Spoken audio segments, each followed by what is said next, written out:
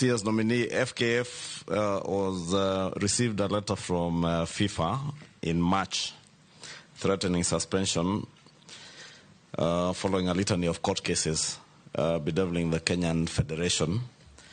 And to date, FKF has not held their AGM, nor released an election roadmap. If you get the opportunity to serve in this ministry or don't want to hear what you intend to do, I do know you're a football fan, but the teams that you support are not Kenyan teams, at least the ones I see you online supporting.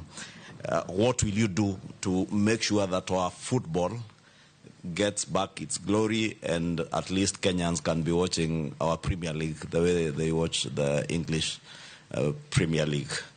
2, you have clearly put out your report card for the time that you are the Ministry of Roads and Infrastructure.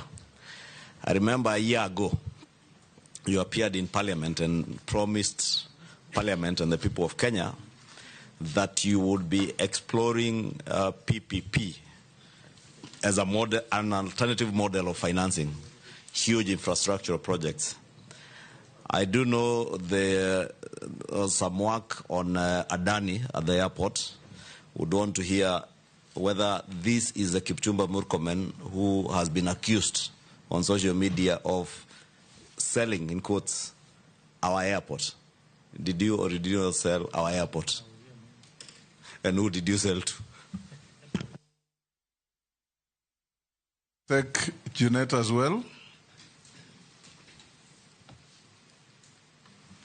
Mr. Speaker. Yes.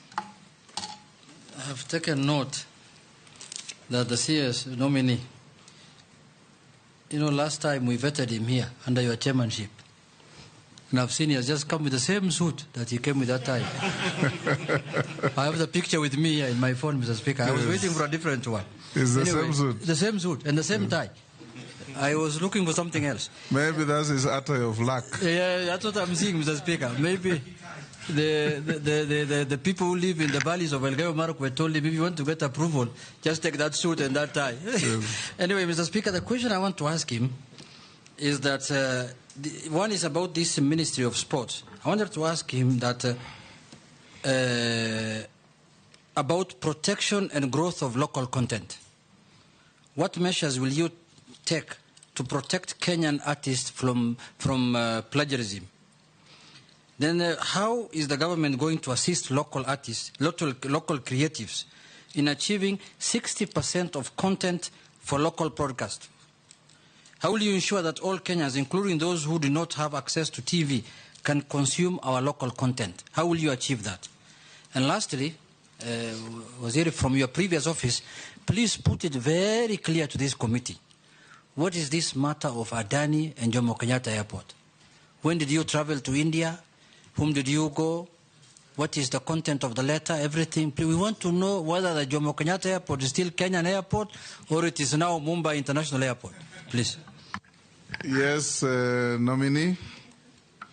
Mr. Chair, as a matter of fact, what... You either refer to me as chairman or speaker. I'm not a chair. I'm sitting on one. Yes, Mr. Speaker. Yes. Mr. Chairperson.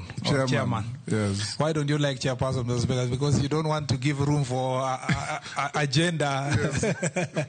Mr. Chairman. Yes.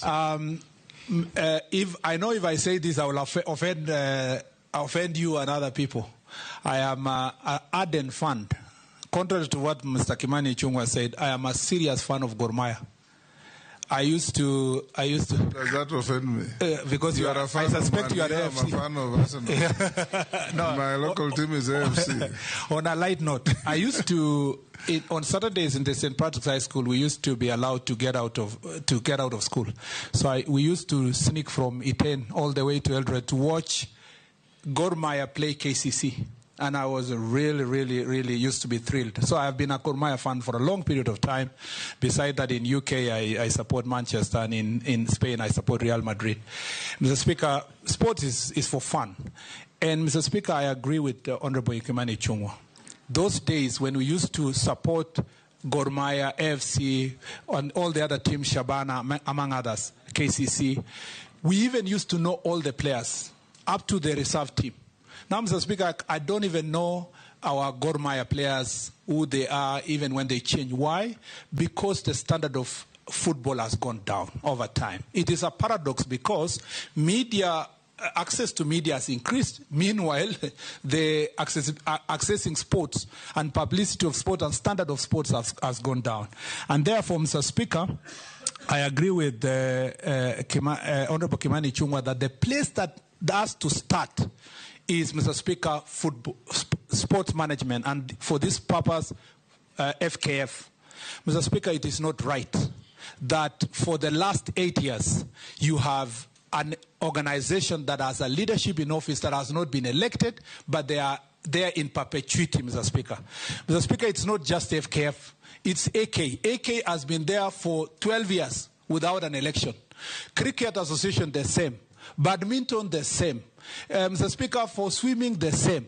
There is a problem, a serious problem, Mr. Speaker, when it comes to sports management in this country.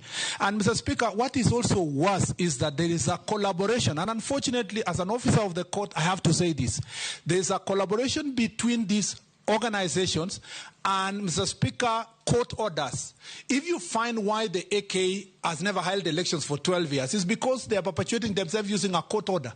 That is the same way the FKF is perpetuating itself along a court order.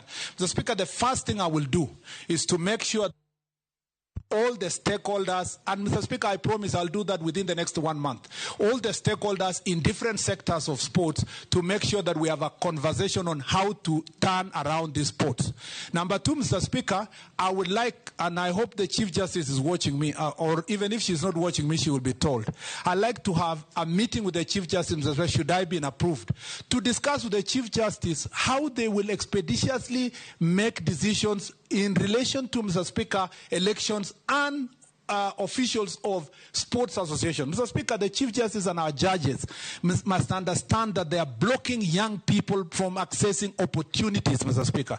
The third issue, Mr. Speaker, is that I am going to request those people who have served for more than 8 years in any federation, Mr. Speaker, to recuse themselves and give an opportunity to new people who have energy and vigor to be elected, Mr. Speaker, to make sure that they take over these associations. The last thing, Mr. Speaker, I'll say on that point is they will never recuse themselves. I know. Just restructure the constitution. I'm coming to the next one. Give them 2 terms, non-renewable. After 2 terms, 3 years, 4 years, they finish, they go. I was coming to that, Mr. Speaker. I was coming to the next issue. The next issue, Mr. Speaker, is that we will make sure that we will not finance any sports federation that, Mr. Speaker, is not following the Sports Act and does not do regular elections. Mr. Speaker, the other issue that we must deal with is that we cannot hide. Our sports federations cannot continue to hide, saying that the resources they get from FIFA or World Athletics Organization or International Badminton Organizations are not subject to auditing. We must audit that money, Mr. Speaker, and we will involve Ethics and Anti-Corruption Commission, we will involve DCI if it requires, Mr. Speaker. That money is given to Kenya, not for the association themselves. It's on behalf of the young people of Kenya, Mr. Speaker, and we must take them by the horns, Mr. Speaker. And I promise you, I am not an easy person to play with. I am going to go straight to these federations. I'm going to deal with these federations. And if they accept, if they want to, Mr. Speaker, to continue operating, they must accept to work with us. Lastly, Mr. Speaker, I'd like to say that to return our football and to return our sports, Mr. Speaker, back, we must also make sure that football management is done well. But on the other side, we must also support the private sector. For example, Safaricom with Chapadimba, they're doing a very good job in identifying talent. We need to encourage other associations, other companies, Mr. Speaker, with tax rebates that are paid on time and transparently to make sure that we return private sector to be able to support our sports teams, Mr. Speaker. Mr. Speaker, I know there are many other issues on sports, but that was very specific to FIFA and the cases that are there. Mr. Speaker, as a matter of fact, Mr. Mwenda is my friend, Mwendwa, and Tue is a person I know. I want these people to just believe in the people of Kenya and give a chance. you are confirmed. Yes. You are not being confirmed to go and work with friends. You are going confirmed to go and work for the people of Kenya. That's why I'm saying, Mr. Speaker, yes, they are my friends. But they need to know, Mr. Speaker, that time is up. The people of Kenya would like to have an organization that is being run in a proper manner and in an accountable manner. And they need to know one thing. Murkomen is not alone. Now I have an army behind me of young people. Mr. Speaker, they either voluntarily exit these positions and accept the changes that we need, or we greet them or occupy them, Mr. Speaker. That